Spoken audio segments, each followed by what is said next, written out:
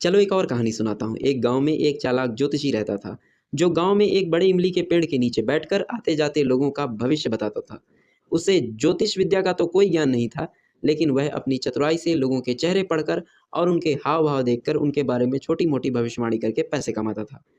दिन बीतते रहे और उसका काम अच्छा चल रहा था। तभी अचानक एक रात जब वह अपना सारा सामान समेटकर घर लौटने की तैयारी में ही था, कि तभी वहां एक अनजान आदमी उसके सामने आकर खड़ा हो जाता है। और वह आदमी कहता है, अगर तुम सच्चे ज्योतिषी हो और तुम लोगों को धोखा नहीं दे रहे हो, तो तुम मेरे बारे में कुछ बताकर दिखाओ। अगर तुमने मेरे अतीत के बारे में कुछ बता दिया, तो मैं तुम्हें ढेर सारे सोने के सिक्के दूंगा। लेकिन अगर तुम नहीं बता पाए, तो तुम्हें मुझे दुगने सिक्के देने होंगे। पहले ज्योतिषी उस अनजान इंसान की बातों को इग्नोर करके वहां से जाने की कोशिश करता है, लेकिन वह इंसान ज्योतिषी को जाने नहीं देता। अंत में ज्योतिषी को आसन लगाकर बैठना पड़ता है।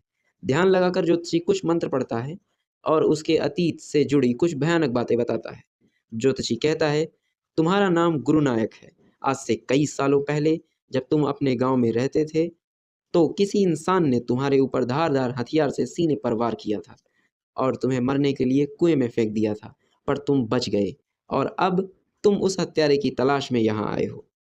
वह आदमी यह सुनकर हैरान हो जाता है और ज्योतिषी से पूछता है कि वह इंसान कहाँ है जिसने मुझ पर हमला किया था। ज्योतिषी फिर गहरे ध्यान में खो जाता है और थोड़ी देर बाद कहता है, वह इंसान जिसने तुम्हारे ऊपर हमला किया था, वह एक दुर्घटना में मर चुका है। अब तुम्हें उसकी खोज बंद कर देनी चाहिए और तुम्हें अपने गांव लौट जाना चाहिए।